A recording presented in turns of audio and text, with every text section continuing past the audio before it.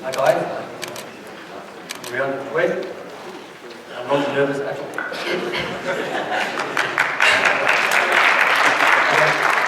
have to make tell you a problem I had, assumption I made. I looked at the program and I saw everybody had 45-minute slots. And I created my presentation for 45 minutes on Friday. Accidentally looked at the program and I had a 30-minute slot. And you know how difficult it is to take 33 minutes out of the presentation over a weekend. So I'm going to talk fast. My colleagues say I shouldn't, but I need to rush through a few things.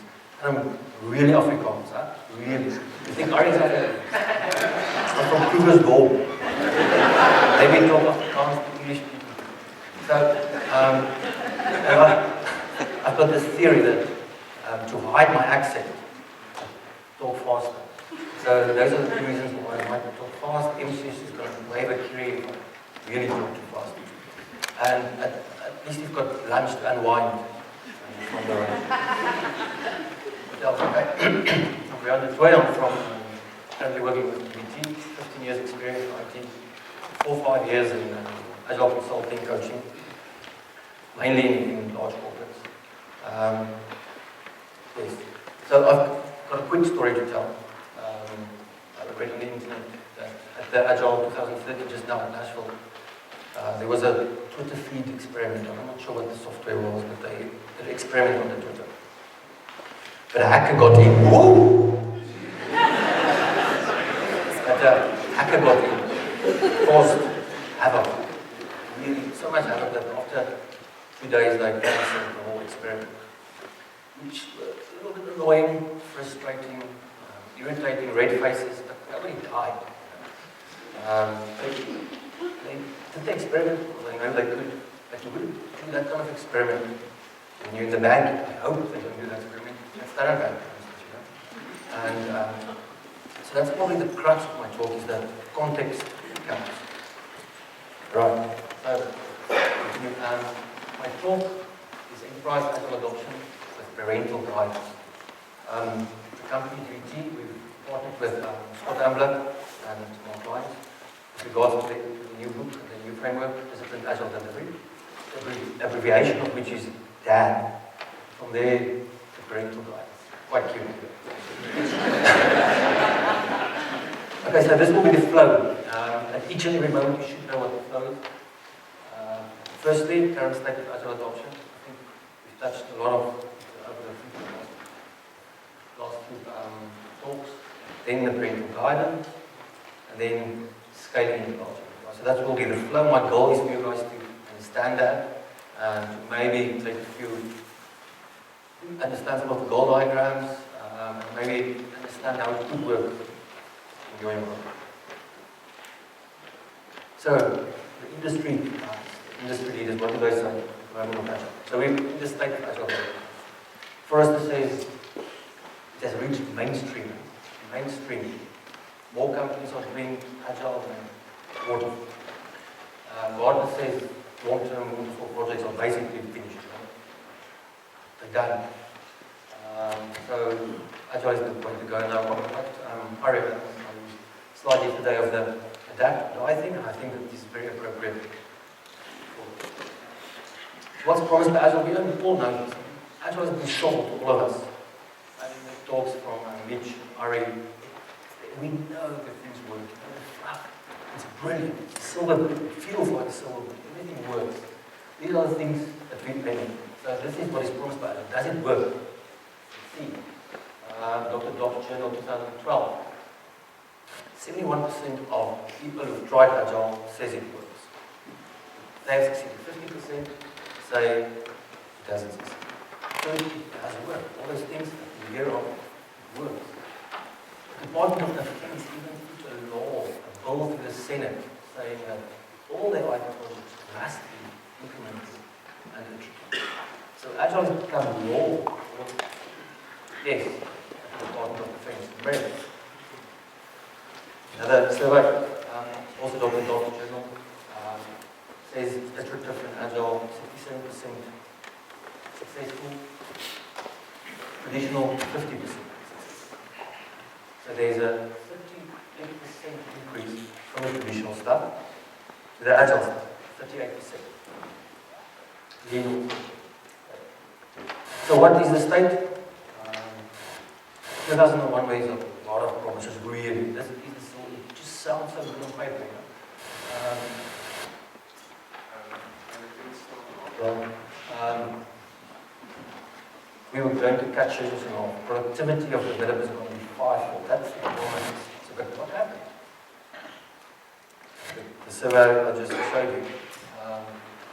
Must have written another.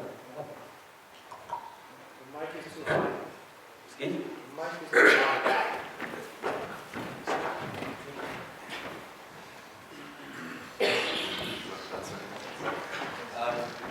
So agile project success rate was 67%, traditional projects 50%. So again, that's 58%. Version 1 survey says the agile project success rate is only 60%. So there's a slight difference, but it's probably the same ballpark. So that, really? Only 67%? Is this what we think should happen? Is this where it should be? Or do we need a facelift? Is there something we're doing wrong? Because it sounds so good. Listen now, people talk, it sounds so good. So what's going wrong? So the next few slides are just some of my experiences in the last few years. So there's a lot of these things, a lot of methods. Test driven, Lean, Scrum. Some enterprise business people just don't make sense. It's very difficult to understand which one they should use, and if any one of them actually works for them. We talk about this all the time. Governance, still the governance within the big enterprises. PMO wants these detailed plans. How do we keep them happy? And then some of the agile practitioners just say bluntly, listen, there's no documentation in agile. And that's so scary, you shouldn't do that. Some people just hear no documentation, and then it's gone. Your adoption is gone, really. Whoa!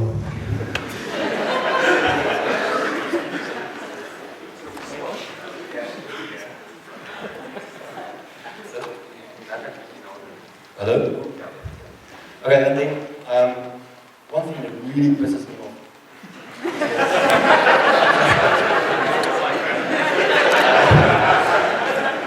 is this thing about binary agile. People think either agile or you're not agile. You're not. Your company is more agile or less agile. It's a journey. And so some companies do Scrum, one of the teams do Scrum, it doesn't work. Agile is not for them anymore because agile doesn't work here. And it's also something that we need to be careful of as an industry. Next. Okay.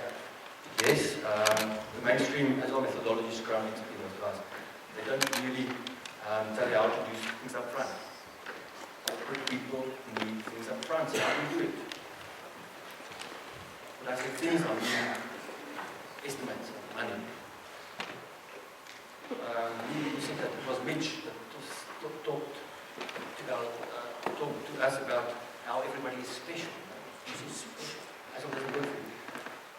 I probably have a different perspective on that. Yeah, yes, you are special. You are different. But Agile can still work for you. Doesn't mean Agile doesn't work for you. You are special, but some practices might work for you, others might not. How to deal with vendors, contracts. Contracts are probably one of the main things.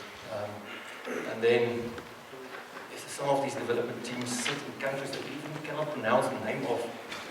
So how are you interacting? You know, how is that face-to-face going to work? Okay, so I'm going to include in all of this is culture. Unfortunately, because I only had where's Josh? I only had 3 minutes. I had to take all my culture slides out because I want to focus on this. So I'm going to summarize the gaps. There's a lot of agile practices.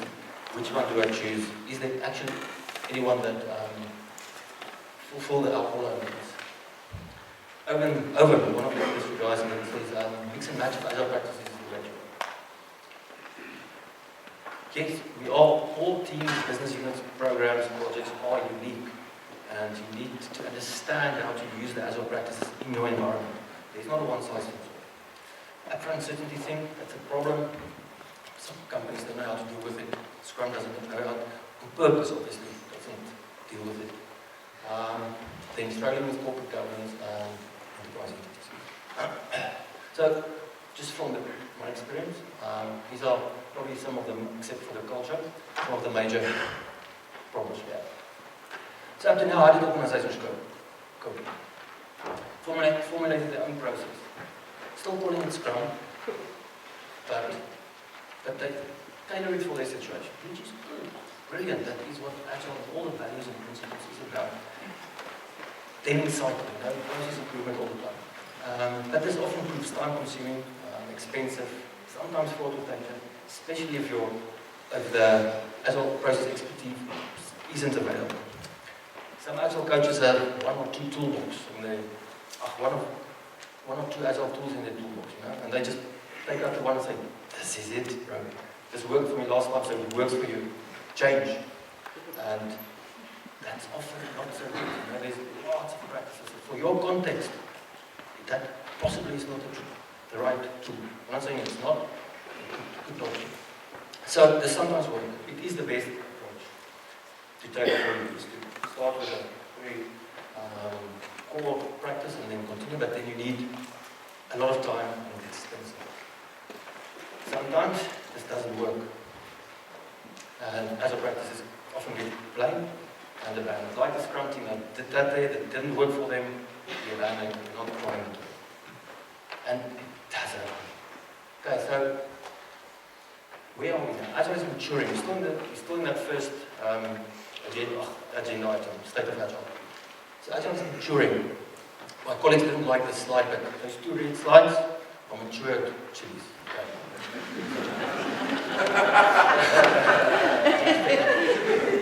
Like I said, there's a lot of Agile lessons learned, a lot of Agile school fees paid.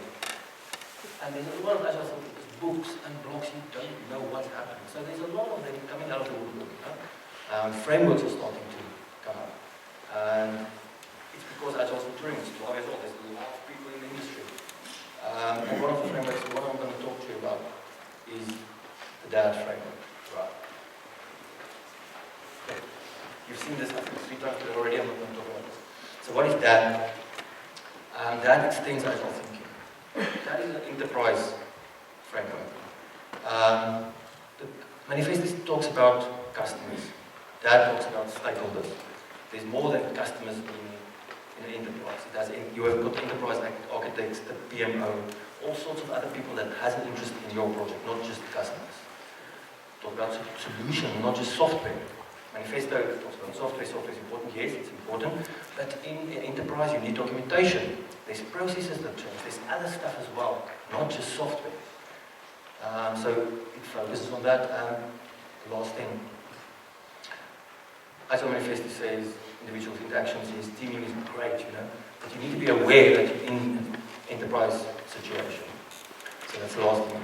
It's just not your teams, it is how you operate within the enterprise. So those are the 3 extensions to core principles of Agile. It's a process decision framework. That's a process decision framework. It focuses on risk, value life cycle. It focuses on the risk.